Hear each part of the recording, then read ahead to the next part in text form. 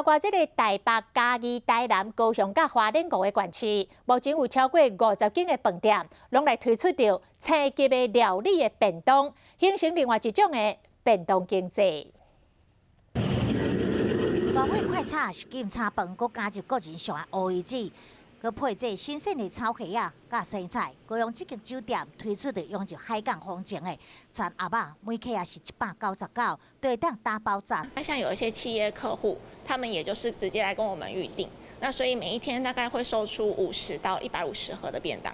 即马主攻便当，抢救倒来业绩到5成。另外一间饭店，这米其林行鸡腿甲豪丰行青飞，业者主攻多国风味的主餐，互你逐工拢会当食无共。以上个月的情况来讲，大约要2000盒的一个销售量，可以 cover 到大约1至2成的一个业绩。像花莲一间5星级的饭店推出煎虾卷、甲韩式的煎鸡腿便当，嘛是真受欢迎。疫情期间，饭店专做主攻便当经济，抢救业绩。高雄市有15间，台南、台北拢至少有10间，嘉义10间以上，花莲嘛有4间。全台4县市超过50间的星级饭店，掠到消费者的心，抢救流失的顾客，形成另外一种便当经济。